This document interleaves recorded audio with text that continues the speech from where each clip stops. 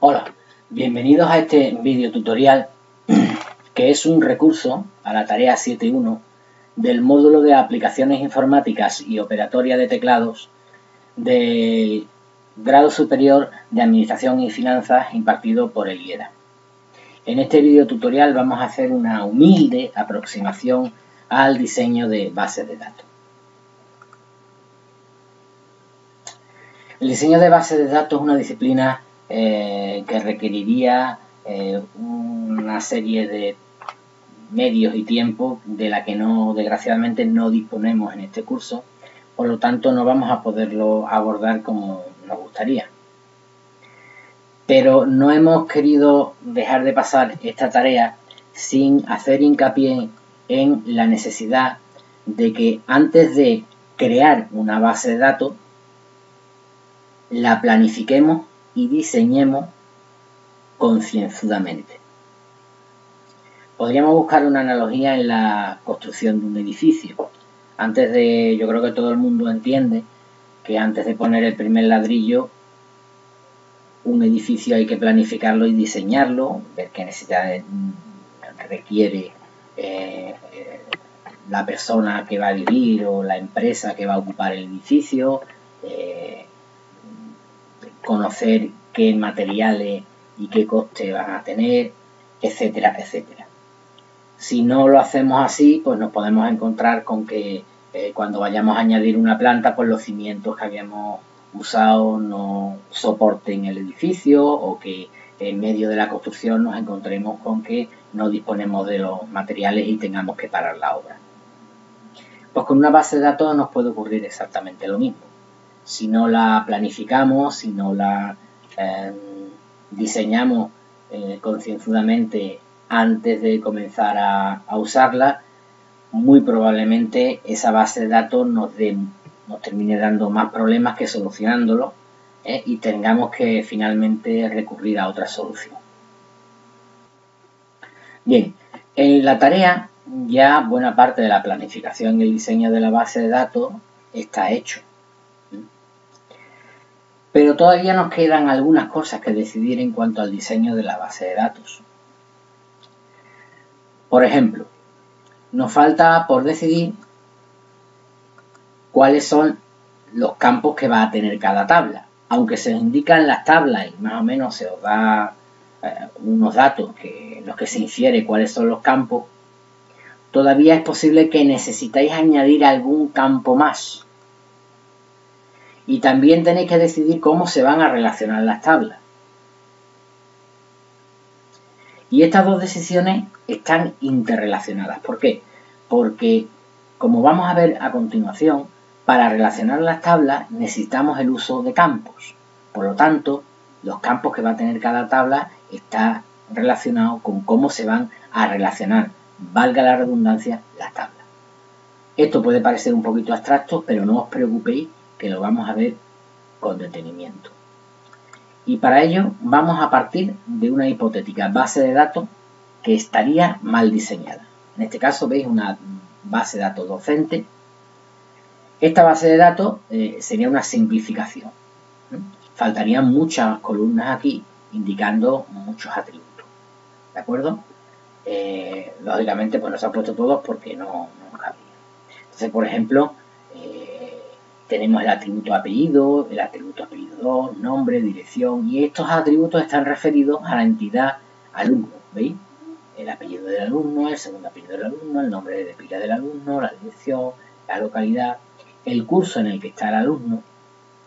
Y ahora aquí hay un atributo obligatorio que hace referencia a si el curso pertenece a enseñanza obligatoria o no. Por ejemplo, primero de la ESO es enseñanza obligatoria, pero primero de bachillerato de humanidades y sociales no.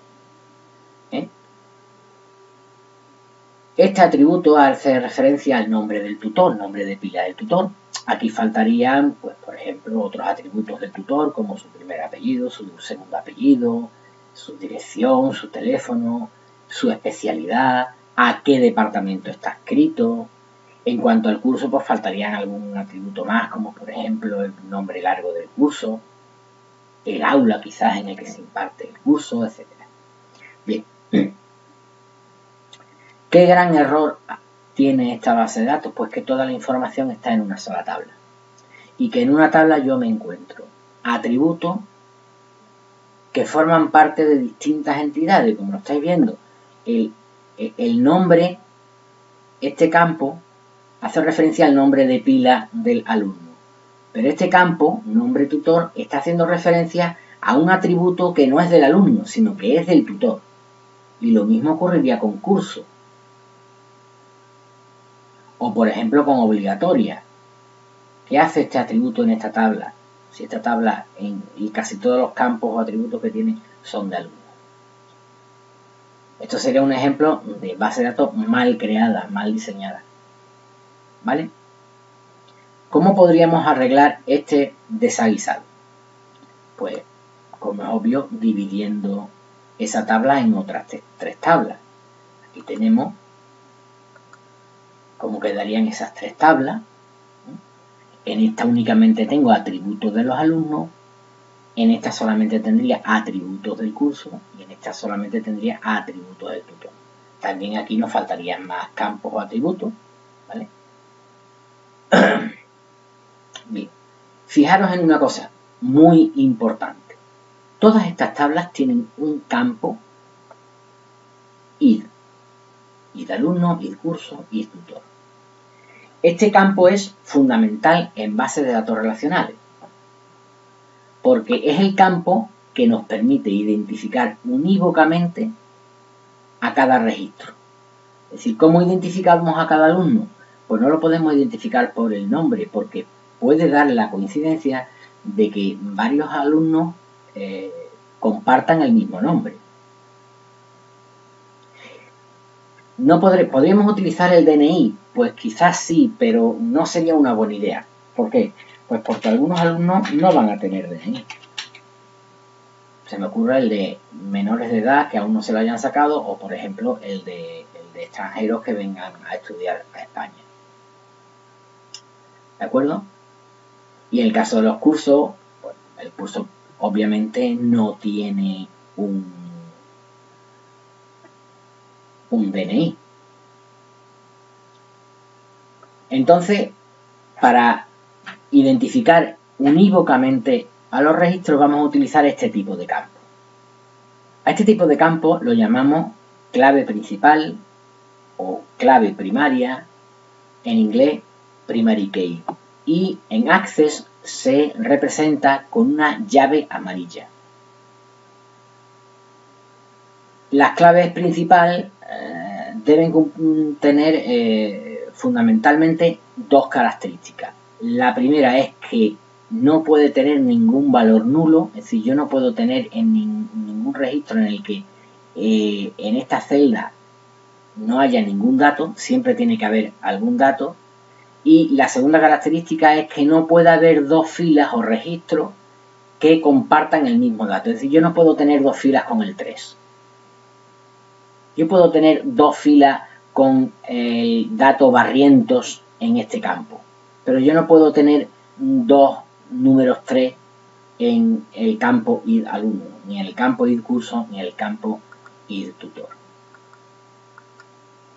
Así que tenemos estos tres campos que tenemos que definirlos como clave principal o clave primaria o llave principal. ¿De acuerdo? Se le suele utilizar cualquiera de estos términos. Bien, pero seguramente estaréis diciendo, bueno, pero es que el alumno Álvaro era de primero B y yo ahora cómo sé si el alumno Álvaro Andrés es de primero B o es de primero A. Es decir, yo aquí tengo la información muy bien estructurada, ahora ya sí está separada, pero ahora cómo hago yo para saber de cuál es el tutor de cada alumno, cuál es el curso. Bueno, pues eso lo tenemos que conseguir a través de las relaciones. Tenemos que crear esas relaciones. Y para eso, como decía antes, vamos a necesitar campos. Vamos a verlo en la siguiente diapositiva. Tenemos de nuevo las tres tablas, pero fijaros que ahora a esta tabla le he añadido dos campos o atributos más. ¿De acuerdo? el curso y el tutor. Y yo me imagino que ya estáis adivinando qué significan estos números, porque no se os escapa nada.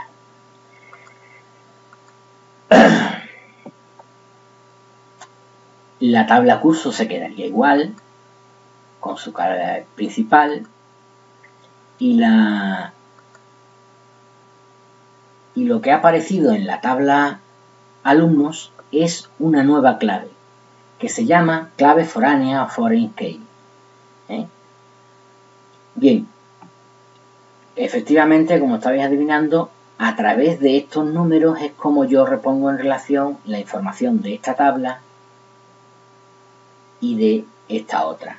Es decir, ¿cómo relaciono las tablas alumno y curso? Pues a través de los campos id curso y curso. ¿De acuerdo?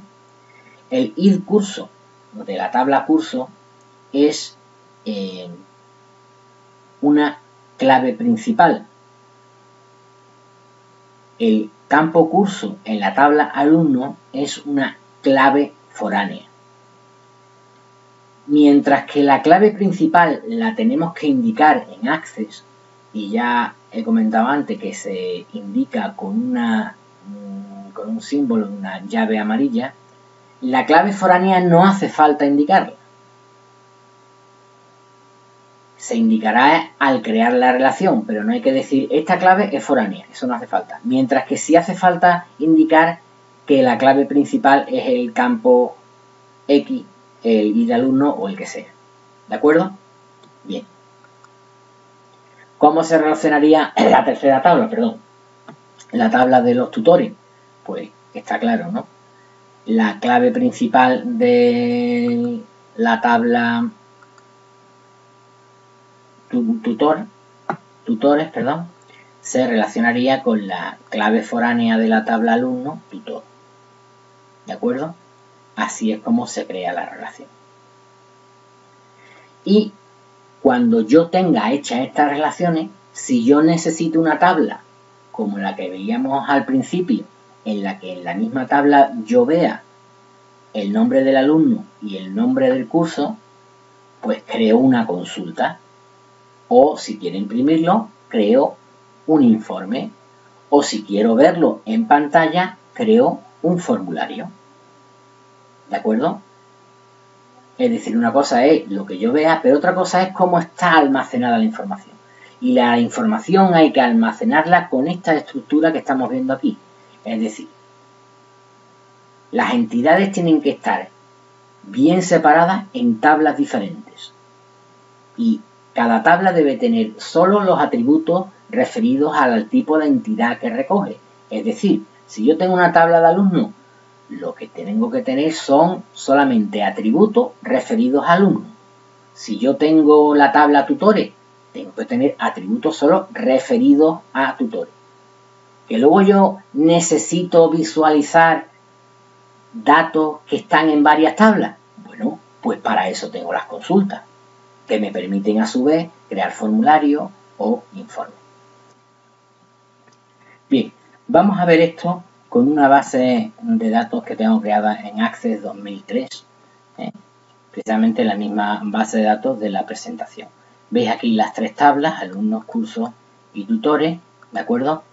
Si le echamos un vistazo al diseño de la tabla alumnos, veis que están todos los campos que hemos visto en la presentación. Yo ya he añadido las dos claves foráneas y fijaros en un par de detalles. El primero, el campo id alumno tiene esa llave, ese símbolo de llave amarilla que yo os decía al principio, que es como distinguimos el campo clave principal. ¿De acuerdo? Otra cosa que podemos observar es que el tipo de datos es autonumérico. Como esto es un campo que contiene datos que solamente prácticamente le sirven a la base de datos, para el usuario prácticamente no tiene mucha utilidad, pues a mí me da igual que el alumno Álvaro tenga el número 1 o el número 3 aquí, ¿verdad? Así que lo más cómodo es que sea la propia base de datos la que vaya otorgándole automáticamente el número, ¿de acuerdo? Pero fijaros que además de ser autonumérico es de tipo entero largo. Como hemos visto en la presentación anterior, yo quiero relacionar el campo curso con el id curso de la tabla curso. Y voy a querer relacionar el campo tutor con el id tutor de la tabla de los tutores. Por lo tanto, el tipo de campo tiene que ser el mismo, tiene que ser entero largo. ¿De acuerdo? ¿Vale? Bien. Bueno, en esta tabla no hemos hecho modificaciones y en la tabla curso sí vamos a hacer modificaciones. Porque aunque no tenemos que añadir ningún campo más, si os fijáis, no hay todavía ninguna clave principal. Como hemos dicho, vamos a definir como clave principal el campo id curso. Esto lo puedo hacer con el botoncito de la barra diseño de consulta, perdón, de tabla, o bien con el botón derecho del ratón y en el menú de contexto elijo la entrada. Ahora lo he hecho con el menú contextual. Ahora de cerrar, si quiero guardar los cambios que he hecho, el único cambio ha sido definir la clave principal, le digo que sí, y me voy a la tabla de tutores, ¿vale? Y ahora voy a asignarle la clave principal con el botoncito. Veis que es muy sencillo, ¿no? Elegir siempre, repito, entero largo y autonumérico. Y no os recomiendo que utilicéis campos clave principal como DNI o cosas así, ¿de acuerdo? Porque os pueden dar problemas, porque en un momento dado puede ser que el registro que queráis añadir no disponéis del DNI en ese momento, porque algunas veces las personas no disponen del DNI porque son extranjeros, porque es un menor, etcétera. ¿De acuerdo? Yo os aconsejo que tendáis siempre que podáis a crear campos de este tipo, autonumérico y entero largo. ¿De acuerdo? A guardar y ya hemos cambiado.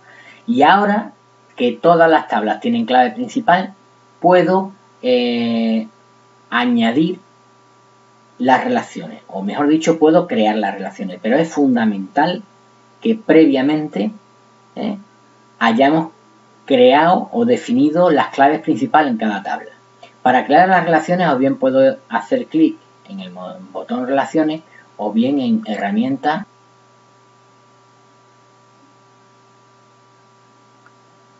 Bien, vamos a comenzar por agregar las tablas.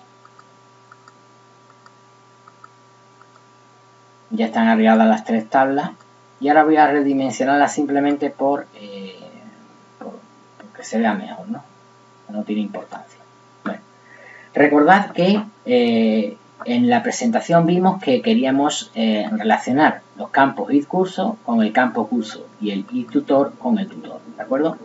Bien. Un aspecto importante en las relaciones es que las relaciones pueden ser de uno a uno, de uno a muchos o de muchos a muchos. Vamos a ver esto. ¿Un alumno puede estar en muchos cursos? No, un alumno solamente puede estar en un curso. ¿Un curso puede tener un solo alumno? No, un curso tendrá muchos alumnos. Luego, ¿qué tipo de relación tengo aquí? Aquí tengo una relación de uno a muchos. ¿De acuerdo? Porque un alumno puede estar solamente en un curso, pero un curso tendrá muchos alumnos. ¿Vale? En el caso de los tutores, un alumno puede tener muchos tutores, no, un alumno solamente tendrá un tutor. Los tutores serán tutores de muchos alumnos o de uno solo, de muchos alumnos. Luego estamos otra vez ante una relación de uno a muchos. ¿De acuerdo? Bien, pues vamos a crear las relaciones. ¿Cómo lo hago? Arrastro el campo id curso hasta el campo curso. ¿Lo veis? Y me aparece este cuadro de diálogo, modificar relaciones, que me pregunta si efectivamente quiero que sean esos los campos, ¿de acuerdo? Me pregunta si queremos exigir integridad referencial. Esto es aconsejable para que la base de datos no termine teniendo datos inconsistentes, ¿vale? Y ahora tengo que decidir si lo que quiero es actualizar en cascada los campos relacionados o eliminar en cascada los registros relacionados. Por ejemplo, si yo le cambio el nombre al curso,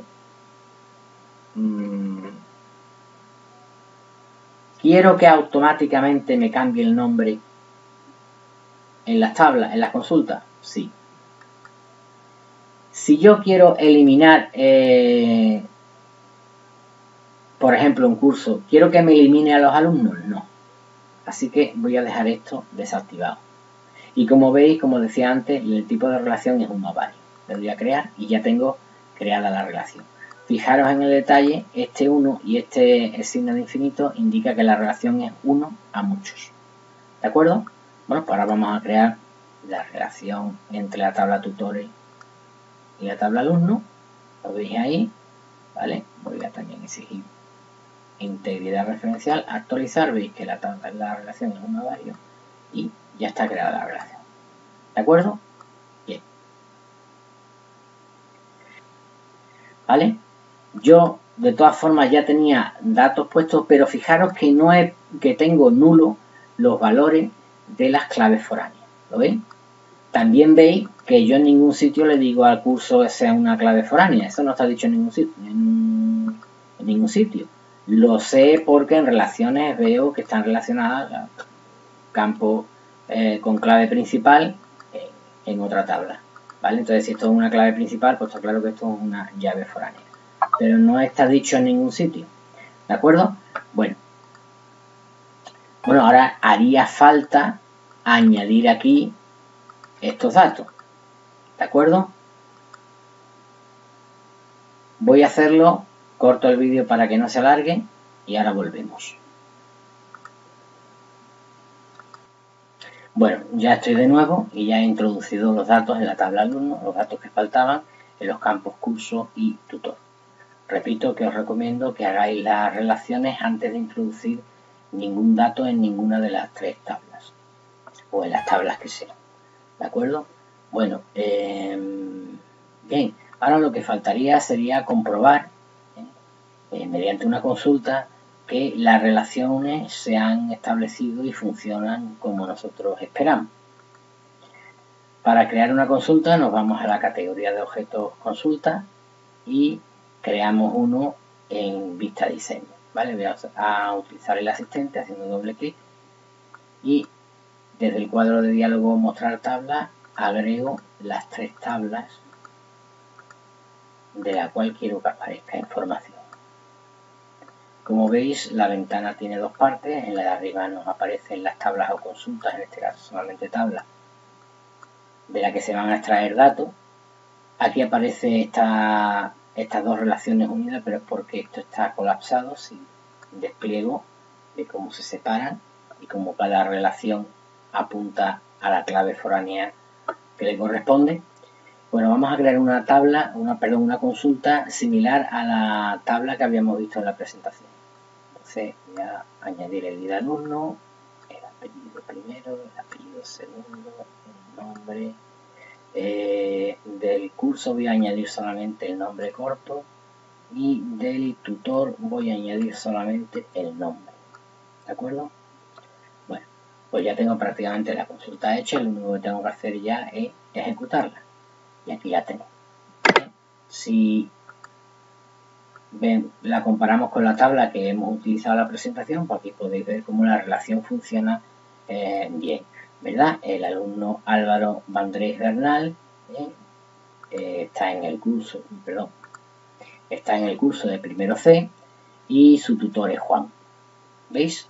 La alumna María Isabel Bayón Romero está en primero de Bachillerato de Humanidades y Sociales y su tutor es Jorge. Y el mismo curso y tutor le corresponden a la alumna Barrientos Jiménez Elena. ¿Lo veis? Por lo tanto, aquí estamos viendo cómo cuando necesitamos unir información, atributos que pertenecen a distintas entidades, lo que tenemos que hacer es una consulta. ¿De acuerdo? Pero la información, ¿dónde está? La información está en las distintas tablas, pero sin mezclar atributos que corresponden a distintas entidades, sino que cada atributo con la entidad que le corresponde. ¿De acuerdo? Aquí tenéis las tres tablas creadas. Alumnos, tutores y cursos. ¿De acuerdo? Bueno, espero que esto haya servido para que os quede un poco más claro el tema de las relaciones, de cómo crearlas, de para qué sirven. Y espero que la tarea os salga estupendamente. Venga, un saludo y hasta la próxima.